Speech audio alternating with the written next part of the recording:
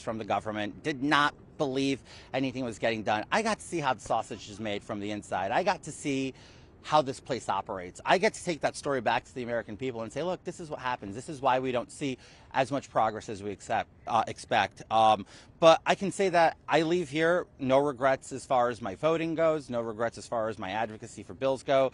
Every single issue from healthcare that I've taken up with insulin or with gay rights abroad or with foreign aid, I really stand firm that I'm proud of the work I've put forward. I wish I could do more. If this is it, this is it. But if it's not, I'll continue to do as much more as I can. Chantel? Shantae? What would you say to your constituents and your colleagues that say that there is enough evidence through the House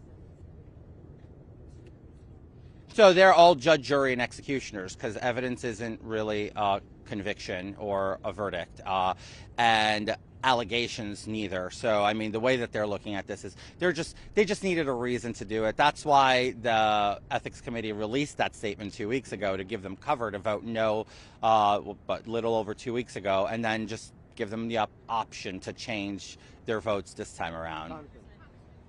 First time I give you a question. I'm sorry, can you repeat that? No, nothing, absolutely nothing. These are 6 years old. I'm sorry?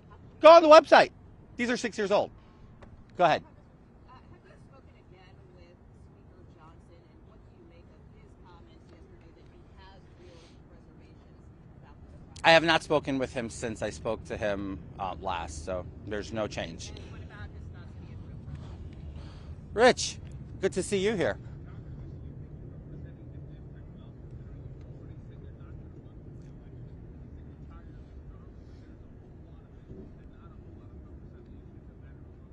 Well, you know what?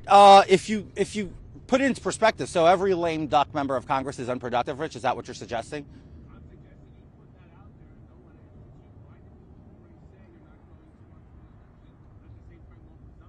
Well, I'm not running for re-election because I chose not to put myself, my family through this process. Because here's the reality when it comes down. You're a local Long Islander. You know how this works. I would have an uphill battle against the press. I would have an uphill battle against the party. And it's just, you know what? There's a point in time where you just say, you know, enough is enough. I'm 35 years old, Rich. It doesn't mean that it's goodbye forever. That's just all I can say. Yes, sir. How do you think of just generally how the speaker has handled this situation this third time around? Look, I didn't want this to be on the speaker's hands. I didn't want the speaker to have to deal with this. He has bigger issues to deal with, like funding the government and passing appropriation bills and just, you know, getting the House back in order. But I think the man's a gentleman. He's an exemplary member of this body, and he does a great job at everything he does. And look, we might not always agree with him, but I think he does his best effort to put out the best, you know, he can out there. I didn't see. You mentioned you're not operating on Congress's timeline. So what is your timeline for outlining all of this? And then what is next for you as you're looking at potentially being gone by Friday? Oh, look, I don't know. The future's is endless. I mean, you just never know. You can do whatever you want next, and I'm just going to do whatever I want. Whatever comes my way, I have the desire to stay very much involved in public policy and advocacy for specific issues. And we also have an entire presidential campaign coming up in 2024. And, you know, I think I've made this very clear, but I won't rest until I see Donald Trump back in the White House. Last question. Hi.